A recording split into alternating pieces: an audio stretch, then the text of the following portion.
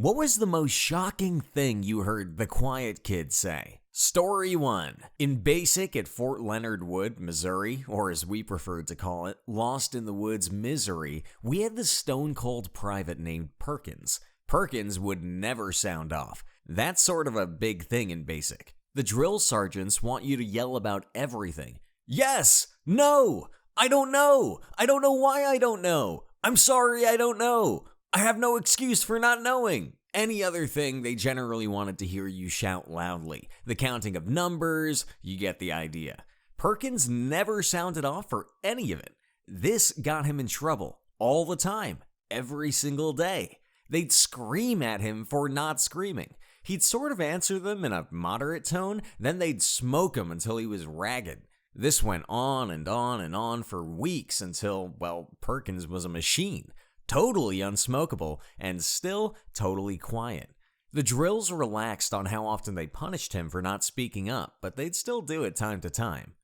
Anyway, first thing I ever really hear this guy say of his own initiative, we're out on a field exercise digging foxholes in Mop 4. That's when you have to wear the entirety of your charcoal, insulated, chemical suit, gloves, ridiculously oversized Mickey Mouse rubber boots, and a chemical mask. I mean, you looked like a pure jerk. Had to drink water through this stupid little hose on the front of your mask that made everything taste like used latex.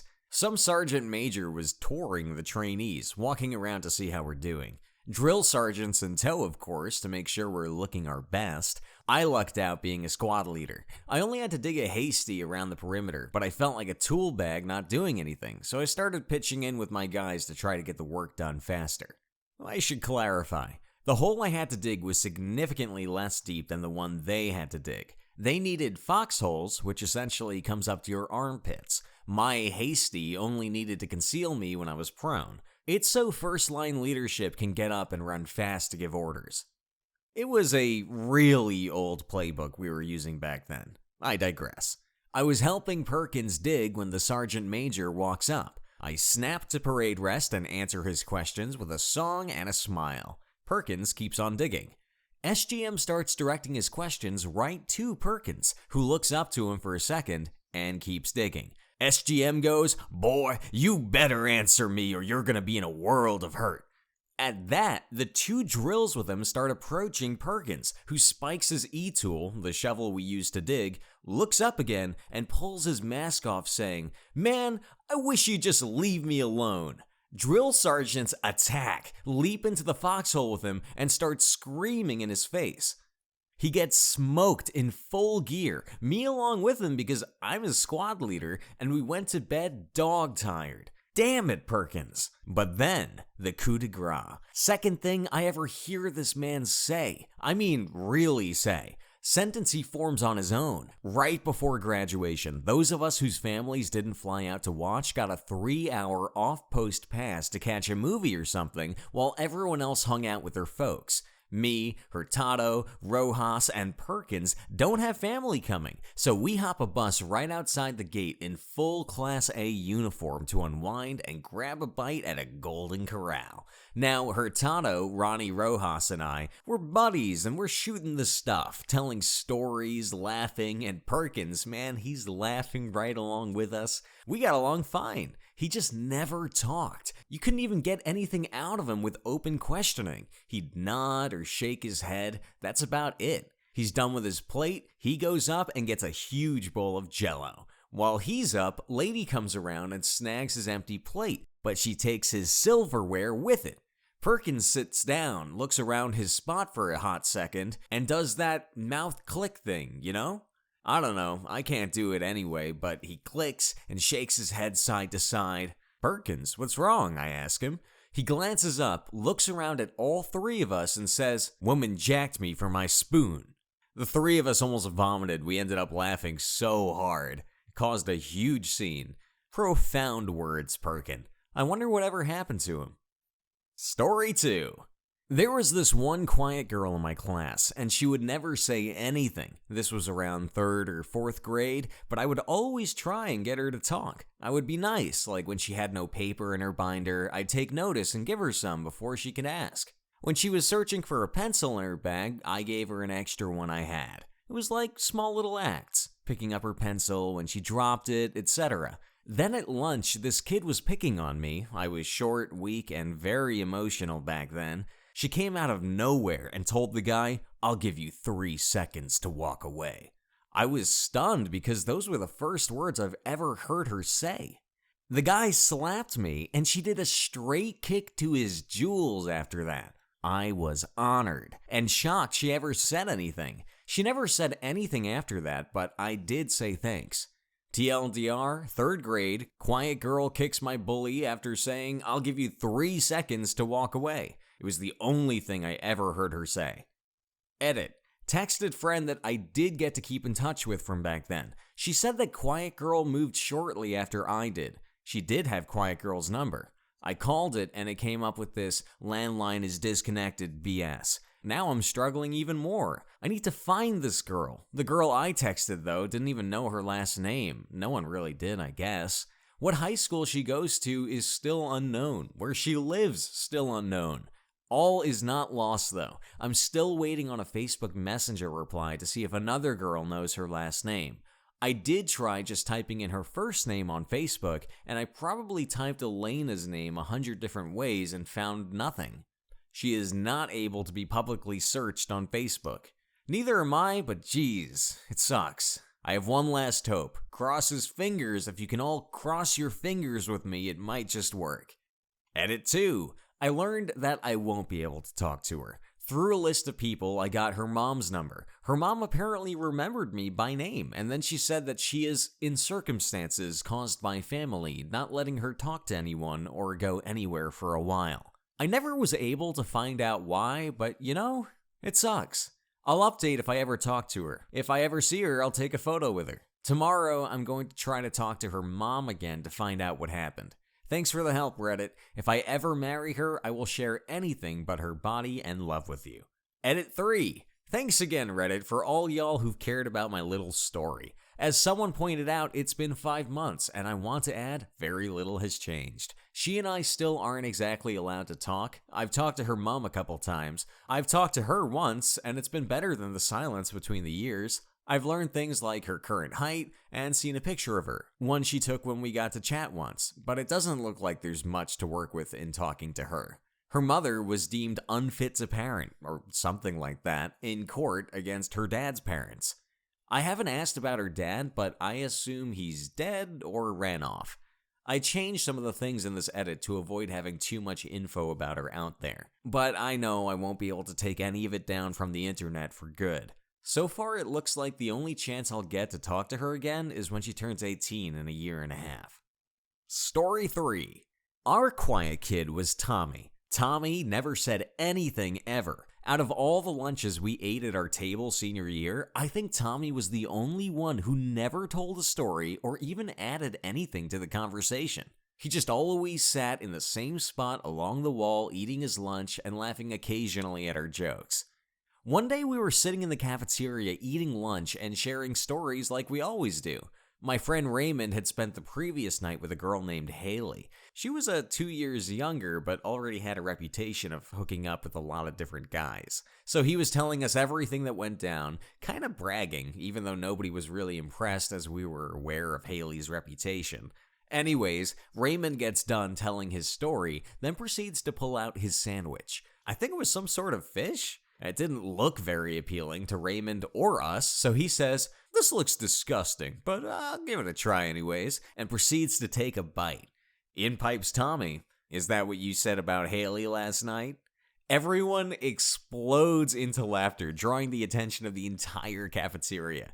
Raymond is just sitting there, mid-bite, stunned. I'm bent over in pain from laughing. Others are on the floor. One guy ran to the bathroom because he thought he was going to puke from laughing. Even Ray had to laugh. I never noticed him laugh, but Tommy had this sly grin on his face the rest of the lunch hour.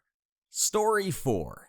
I was the quiet kid. I go to a private school, so there's a fair share of spoiled, privileged kids. In any case, while most people are pretty nice, there's a lot of complaining. Anyways, I was in English class, which is one of my favorites, except that I don't really have any friends in the class. I had trained myself to not say anything, because when I did, I was usually met with groans and a chorus of, "They're doing it again." The teacher was a nice, young, pretty English major who had also gone to a private school, so she was used to well-behaved kids. To her delight, my class is that. The only negative quality about most of the students is, like I said, complaining about completely inane things. Somewhat early in the year, when she was still under the impression that we were all well-behaved, uniform young men and women, during a quiz, a random girl decided to start whining about analogies. Understand, this is the kind of class where talking during quizzes is socially acceptable because it's understood that no one's cheating or dumb enough to cheat by straight up asking people the answer. I had gotten pretty sick of the complaining, so after she finished her rant about analogies, I pulled out an old line from Dave Barry, thus ruining my class's state of grace forever. And that's why I started doing heroin. At the time, I thought that would be pretty hilarious, but instead, the class just stared at me, and the shocked teacher couldn't seem to find the words to say. No one in the class really knew me well, so they had no reason to believe I was joking. For the rest of the year, no one complained about analogies. Story 9. Not the quiet kid, but my grandmother. The most soft-spoken, quiet, go-with-the-flow type person. My grandfather was a jerk and clinically depressed. She was always doing absolutely everything for him without saying a single word. So the day before Thanksgiving, about 7 years ago, my grandma woke up at like 5 a.m. feeling really dizzy. She has diabetes and her sugar was low, and she slept upstairs since my grandma insisted he get the downstairs bedroom for no good reason other than laziness. So she went to walk downstairs to get juice, and she lost her balance at the top of the stairs and fell face first down a full set of wooden stairs. Knocked out all her teeth, broke her jaw, broke part of her neck, and both of her wrists. She was life-starred to the hospital where she was in critical condition for a while and had her jaw wired shut for the better part of a month. Christmas Eve, the whole family went to her hospital room for the holiday and brought all the presents. My grandfather waits until the very end and then dramatically takes a small bag out of the inside pocket of his jacket and tells her it's her gift. Since her jaw had been wired shut, she literally hadn't said a single word for a month. So she opens the bag and it's a car key for a brand new car. With all the family around and watching, she speaks for the first time and says, "This isn't for me. It's for you. All I want is for you to appreciate me." We were all in such shock. No one had ever heard her say anything like that. My grandfather cried for 2 days straight. He didn't change though, and then he died 4 years later. Story 10. I went to middle school and high school with this boy named Daniel. Never once heard him say a word. A friend of mine said he would whisper sometimes. The night of our senior party, we heard some music coming over from the corner where the karaoke machine was set up. At first, no one really noticed him because people had been singing on it all night, and most people stopped paying attention. But this was different, because no one was singing, and the music was playing. The DJ stopped the music and started the song again. Daniel was standing there looking frightened, but this time around, when the song started, he began to sing. Everyone in the room stopped what they were doing and just crowded around him. He wasn't a great singer by any means, but 99% of the people in the room hadn't ever heard him talk.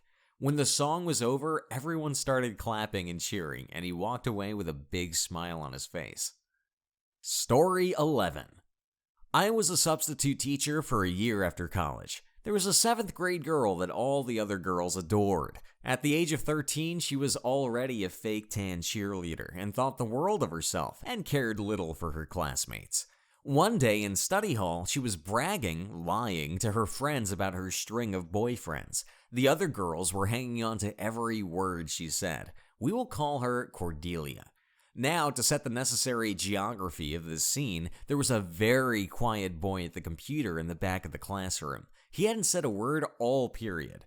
Anyway, Cordelia. I just want to date a boy that's dumber than me. That way, he'd do whatever I want, because all he wants is, you knows.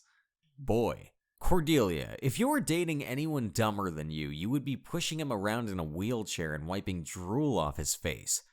Immediately, Cordelia looked at me, dumbfounded. She expected me to yell at him or send him to the office. No matter how hard I tried, I could not stop laughing. It was the most hysterical thing I'd heard all year. When I was in football in high school, the varsity team, all the juniors and seniors, went to a boot camp, wherein we all camped out on the property of a cabin owned by one of the coaches. We got divided into teams, and there was a running competition for the duration of the camp. We would have various events or activities where we would compete for points. Most of them were things where we would have physical competition, such as races or tug of war, etc. One day, the coaches decided to do something a little different, and we were all tasked with having our teams perform some kind of skit with the coaches as judges. My team really had no idea of what to do, but someone came up with the idea of having a guy, let's call him Mike, give a speech. Mike was one of the most soft-spoken guys I had ever met. I had played football with the guy for years, and he averaged about a sentence per week. We figured this would be brilliant because no one would see this coming. When we suggested it, he just grinned and said, "Okay, let's do it." So we went up to the stage, and the rest of the team and me introduced Mike as a real stand-up guy who is just awesome. And Mike came on stage and proceeded to rip on us as lousy teammates who were incompetent and annoying. Everyone was so shocked at this that they laughed until they cried, and we ended up winning first in that event. TLDR convinced the quiet guy to do 3 minutes of stand-up comedy. No one saw it coming. Story 12. I didn't physically say it, but I think this is still applicable. I was the quiet kid in this scenario. I had recently moved, so I didn't really know anyone, and I was really shy. I had just gotten an iPhone as a birthday gift and had downloaded a That's What She Said button app. It was 8th grade, it was still funny back then. I had hidden the phone in my pocket with the app running to try to get the kid next to me to say something that could be taken as a double entendre to use the app button. Here's my screw up. The school was extremely strict with phone use in class, so when I heard the teacher coming through the door, I tried to press the power button to shut the phone off while it was still in my pocket. The teacher noticed that I was fumbling with the phone, so he yelled, "Hey, what's in your pocket?" I nearly jumped from fear and accidentally hit the button with the phone on max volume. That's what she said. He realized it was my phone, so he followed it up with, "Give it to me." Damn it, I also had my house keys in my pocket, and the keys weren't letting me get the phone out or find the power button. I accidentally hit the button again. That's what she said.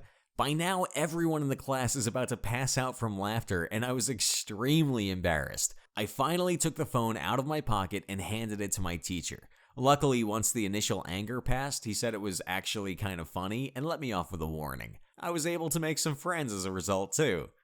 Story 13. I will never forget this as long as I live. It was like perfect cinema in real life. This quiet, weird girl in 10th or 11th grade always wore this giant coat and looked messy. She was a bigger girl and had a sister who was super pretty and skinny and popular. As I type this out, I realize it sounds fake or like a movie. Anyway, this big, awkward, quiet, friendless girl shows up at a talent show at the school. People weren't being obviously mean, but there was definitely an air of WTF when she came out on stage in her big, messy coat and disheveled clothes. She sat at the piano and started to play and sing, and just, my God, it was surreal. She sang this haunting, bluesy song no one had ever heard before, and the auditorium just went dead silent. I distinctly remember tearing up, and I'm tearing up now 20 years later just remembering it. Who the hell knew?